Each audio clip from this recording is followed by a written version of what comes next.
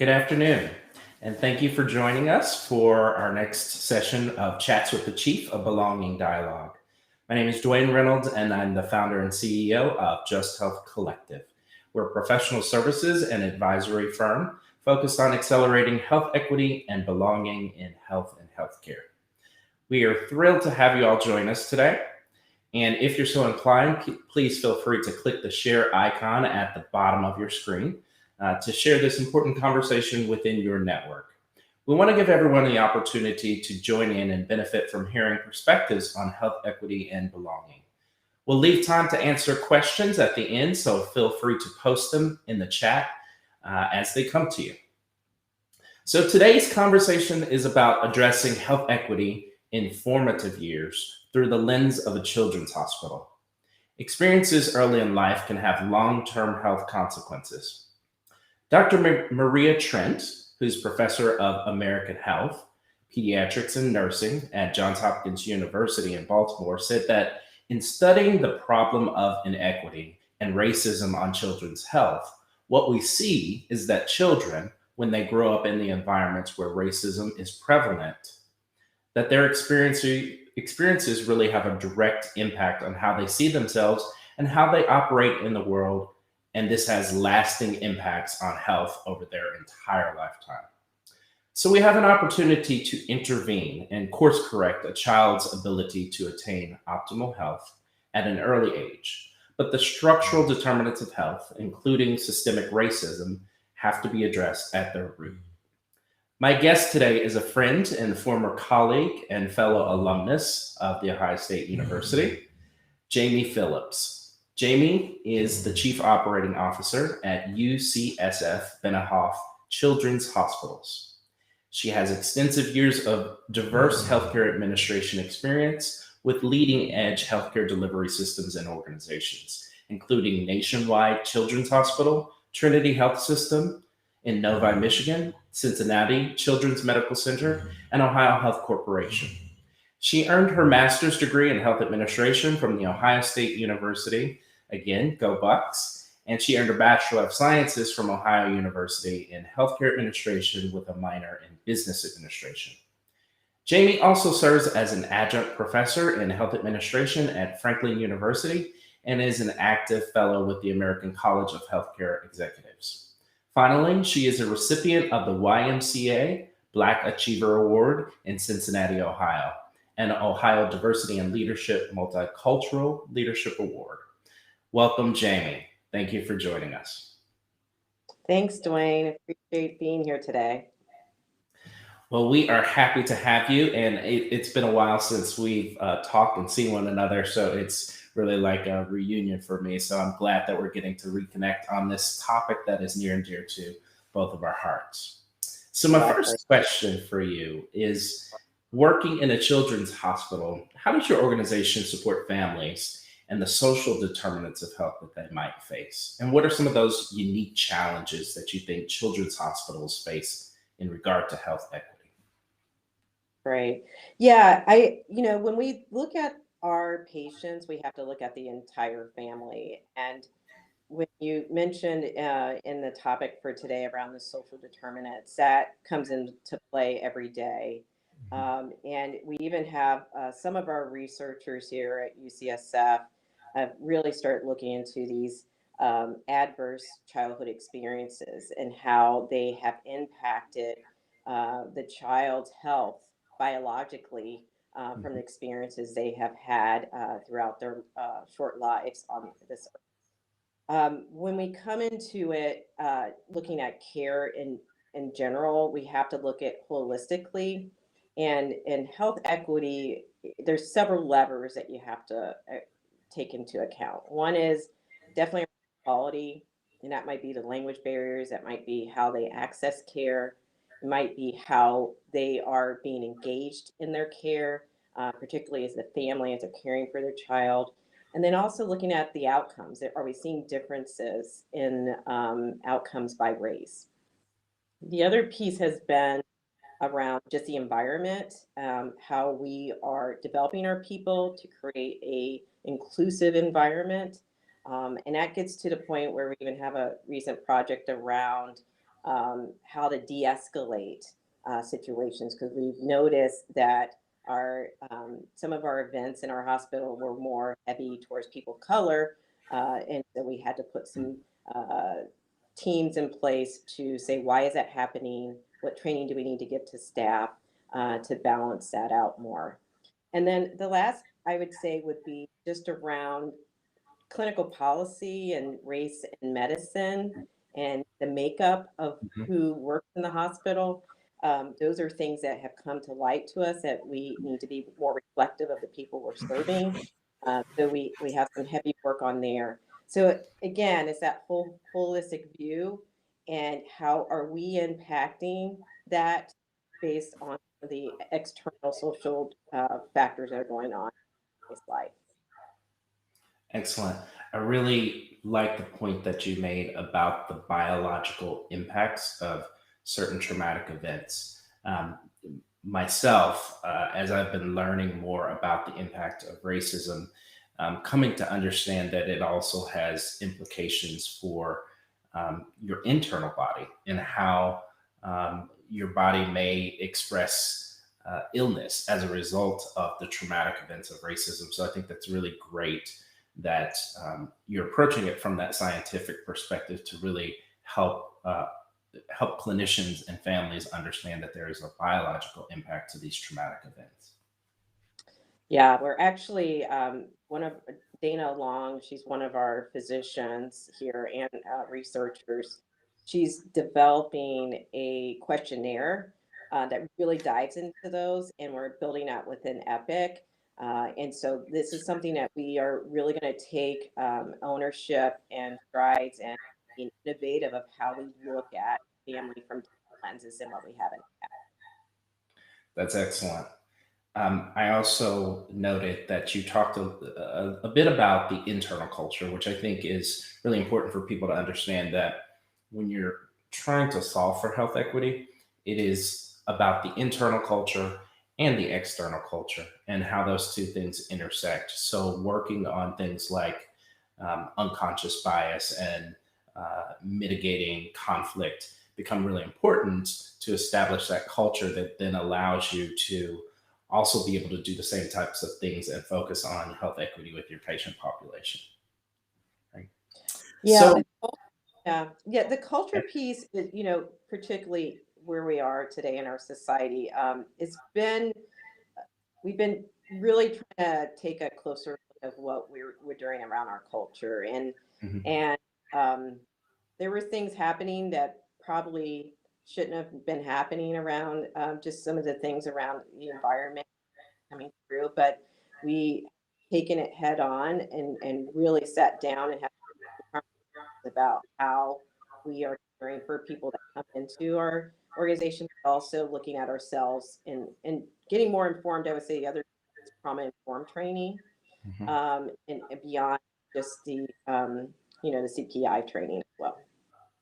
Yeah, I think that is really important. I commend you all because the reality is, as we experience these really traumatic events in our society, the people that come to work at your organizations who may be a part of those communities also experience trauma just by, observing and witnessing and thinking about how that could be them or could be a family member or friend.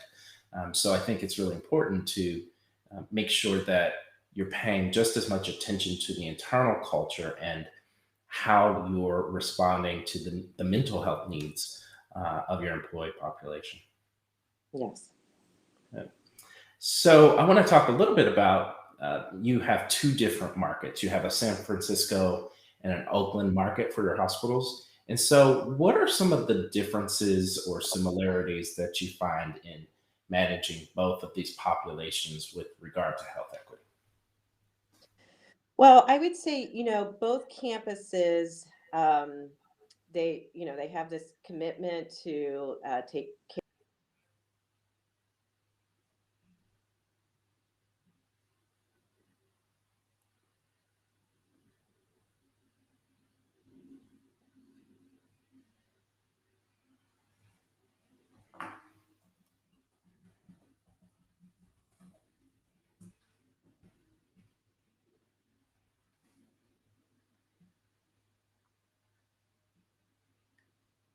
Looks like we lost sound from Jamie, so we'll give her just a moment to try and reconnect on the sound in.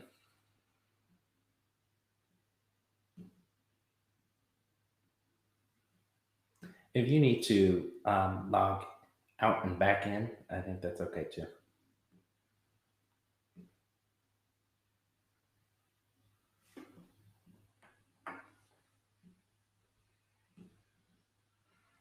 Thank you for bearing with us as we address this quick technology issue. Hopefully, it won't be too long before Jamie rejoins us.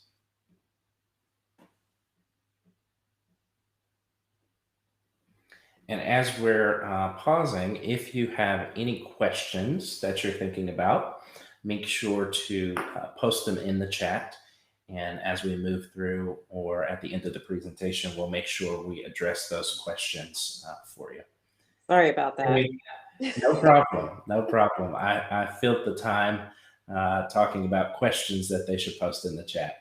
Okay. So if you could maybe just follow up with where you were to that question about the difference between the two hospitals communities. Yeah. So at Oakland, we have about 74% that are Med-Cal. So we really serve the most vulnerable patient population within the Bay Area. Within San Francisco, it's a little bit different. Probably about, it's probably more about 45% Medi-Cal. So there is differences in just the social economical makeup of between San Francisco and the Oakland Bay Area. When it comes down to, within Oakland, they have probably been, I would say, probably more advanced in really diving into the social determinants of what's happening within the community. So, what has been a benefit of having two hospitals, we were able to leverage those learnings over in San Francisco. So that has been there. The other key piece, I think, being part of the University of California, there is just a general being a public organization, that commitment to the community. And with being part of a system, we're able to leverage and expand more what we're trying to do within our patient population by having a leverage system being part of it. I would say that, more makeup in Oakland has been Hispanics, people of color, and then probably more in San Francisco, it's our Asian population. Of course, we still have Latinx that come, but it's probably not as proportion as what we see over in Oakland campus. Great. Are you finding then that you are doing more partnerships within the community surrounding Oakland so that you are beginning to address some of those social determinants of health? Yes, I would say we are heavily involved with a lot of the community organizations as we reach out and better understand what is happening in the community. As we all know, one of the main things has been around the ability of food insecurities that are happening, and how are we partnering to help alleviate some of those issues that are going on in the community. So that goes back to just those basics of necessity that we need to make sure is happening. That has gotten worse, and as well, many of you probably know, with the loss of job, but also when kiddos can't go to school, they can't get some of their daily meals that they have in the past. Yes. Thank you.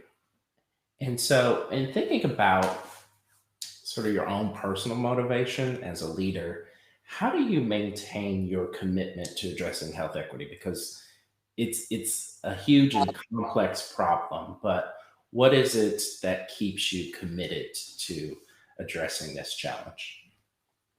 Well, to tell you the truth, personally, I came from a family that had very limited resources, and we had to use some of it to make it through. Yeah. So personally, there's that connection to me that I've been there, I've experienced it. I have a commitment that I am here to help lead, making sure that people that are less unfortunate have the less support they need to be able to navigate them through that process. So that personal commitment has just been more ingrained in me, and being able to be there for others.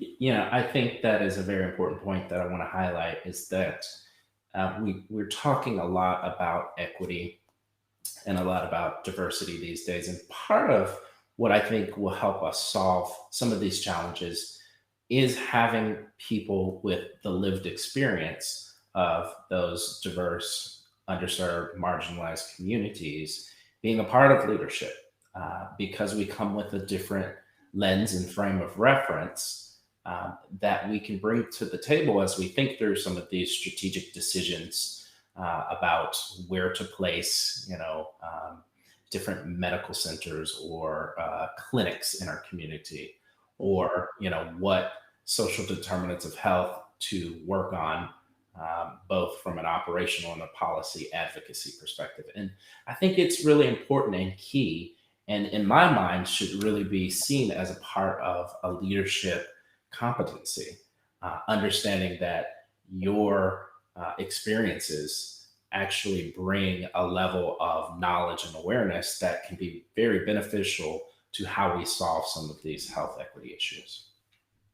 Yeah, and it's also, I would say over the years, um, that probably was not shared. I didn't share that, to tell you, because I Mhm. felt more judgmental. But Yeah. I feel recently, I don't know if it comes with age a little bit, but I've had more courage to be able to share this information, particularly recently, more than I Mm. have in the past. And to tell you the truth, when I do that, particularly in a position, people's like, "Oh, I had to do that. I went through that same thing. Wow, I didn't know that." So there's this sort Mhm. of level of leadership that will typically give, but people, not everyone has their challenges in life, and it's good to share those stories so that people are able to relate to you, know that you are a leader that has understands where people are coming from and can relate.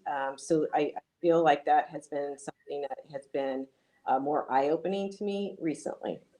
Yeah.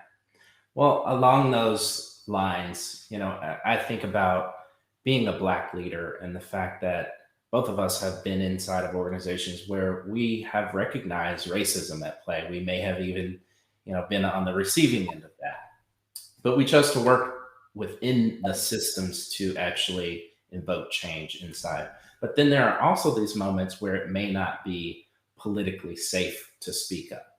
Yeah. So, how did the social unrest that happened in 2020 actually change your perspective and approach as a Black leader? Yeah, I would, particularly when these events were unraveling, you go back to that could be my family, and it just really disheartened um, many of us, and particularly, you know, as you see it every day, and then when you come to work, you're hearing about it every day. It becomes overwhelming and exhausting. Um, and you know, a lot of us, because particularly in a lot in corporate America, we have our close knit group of Black leaders that we always stay in contact and keep us grounded, use as Mhm. our sounding boards. We would have conversations with each other because it became eye opening. I think for our white colleagues to say, "Wow, this."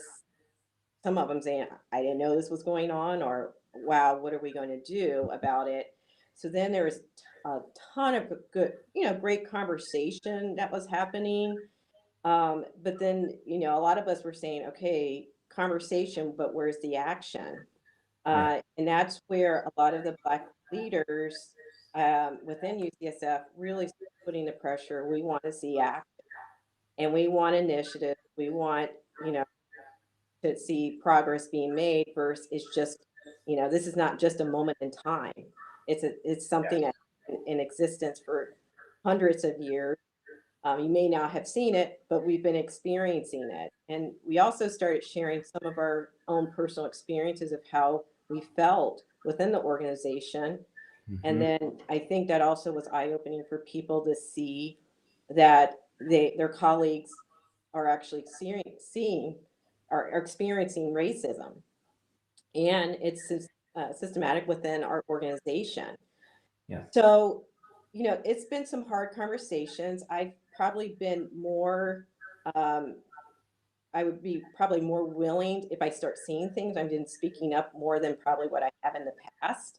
If Mhm. I see things that um, are not creating equity in the system, it makes people uncomfortable. But being uncomfortable is good to make progress. So, Yeah. I don't know if that addressed your question, but that's where I'm at. Yeah. I think you did, and that discomfort and being able to sit with it is what's going to propel us towards growth.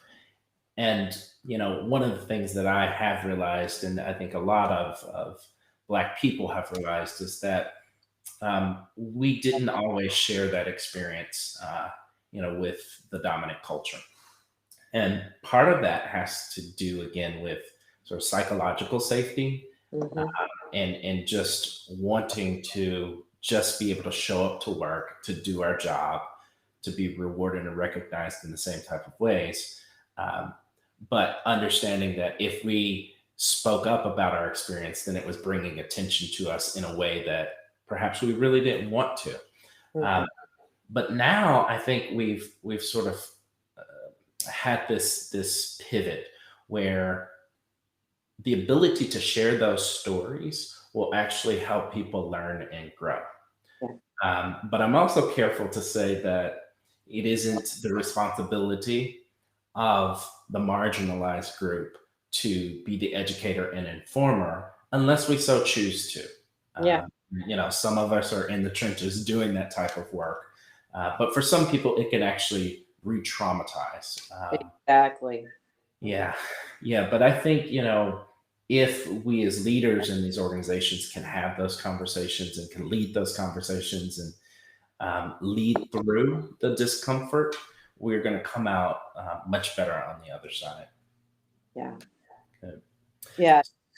No, I agree. I think I'll give you an example. We were talking about how to have more diverse leadership, Mhm. and we're having this conversation with a lot of our leaders, and um, there was a comment made that, well, do we have to lower our standards to get more people in here of color in leadership roles?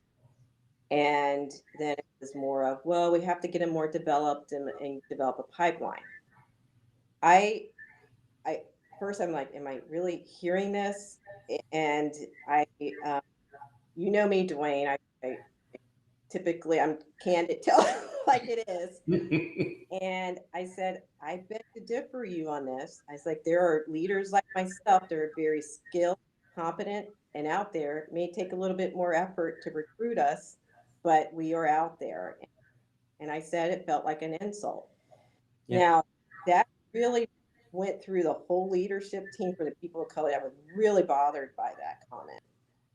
And we actually had a great conversation as a leadership team about it, and probably made people uncomfortable, but it was needed. And it yeah, made, hopefully will make people second think when they speak about, how to find leaders and, for positions, and that you don't have to lower your standards. yeah. There shouldn't be this assumption that, opening up leadership searches to brown and black people is somehow going to take away from the talent that you have, take away from A+ talent that is there. I think it's quite the opposite, actually. Yeah. Mm. So we have a couple of questions that have come in. And so I'm going to read the first one here. It says, what community partnerships have been most beneficial, or is the organization pursuing to support the local community and families? Yeah, I would say for us, it's mostly been our work with our counties. Mhm. And particularly, we've been putting a lot of investment in mental health. Unfortunately, with children, we have been seeing a skyrocketing events of mental health crisis with our youth. And so I would say with those partnerships, particularly we do it with school-based clinics, but also with the county about bringing the services as close as we possibly can to our patients, but also getting them connected to the necessary resources that we need to have. Other community partnerships, since we are in the tech industry, we've been really working with a variety of companies to leverage how do we improve access? How do we make sure people have language access to understand their care so that we can really get it to as ease as possible, since some people still at this point in time don't want to go back to the hospital because of COVID. Yeah. So we've been trying to get more creative in our innovation in how we give and get people access to care there. But I would say, most of it has been, I would say, county, city Mhm. involvement. We don't want to recreate the wheel of things that are going on in the community, but how can we enhance it and help resource it? So Mhm. that's been more of our strategy. Thank you. Yeah, I think local government agencies, community-based organizations, other corporate entities, schools, all these entities in different industries are really going to help to solve some of the challenges that we have with regard to social determinants of health. So the next question we have is, how do you work with allies to help solve inequities of care and systemic and unconscious bias? That's a great question. I would say, what we're trying to do now is set a basis of education. So we are looking at making sure people have trauma-informed training. That's going to be a requirement for all of our clinical staff, as well as our physicians. We're also making sure they have the CPI training. So we're trying to set this training that needs to be there. What Yeah. we've noticed with those two trainings, they have not adjusted to what's going on in our society today, except for trauma informed. Hmm. Now we're trying to set a layer around racism. So within the University of California, our DEI department, they are putting some curriculum together around what is racism and how we are going to educate our staff around that. So that has been something very deep that we have been intricately involved in pushing. The other piece has been, since we do have a large homeless population within the Bay Area, we have been working with an organization called Glide, which really puts us, we could put a group of leaders through a series of sessions and trainings about understanding what is actually going on in our community, to the point where you actually walk into spaces where the homeless live. Hey, did you know you're in my living room? So it's really how to relate to people and the people we're serving. We're trying to get them to better understand, to hopefully remove some of these systemic and unconscious biases that are happening. Great, thank you. We have time for one more question. And this question is, other Black women leaders have expressed being over-mentored and under-sponsored. What would you recommend to foster change? So, definitely being a Black women leader that's been in healthcare for, gosh, close to now, gosh, I can't believe almost 30 years. I would say, I always tell folks, diversify your mentorship. And that means when you diversify, you need to find that white male that can mentor you. You need to find that female Black executive to mentor you. You need to find if somewhere there's a gap, you need to find a mentor there. I have taken that approach and it's been beneficial because I learned things and perspectives from various different lenses. And I feel this has been helpful to get those various different understandings of what's happening and also having to be able to have those critical conversations and understanding the politics of maneuvering through corporate America. Great. I think that's great advice. One of the best things that you can do is diversify your network and diversify the people that are helping to sponsor, to mentor as best possible. Mhm. So, Jamie, I want to thank you for your time today. It's really been a great conversation, and I'd like to let the audience know that they can find out more information about you and about UCF Benioff Children's Hospitals at childrenshospitaloakland.org. That's childrenshospitaloakland.org.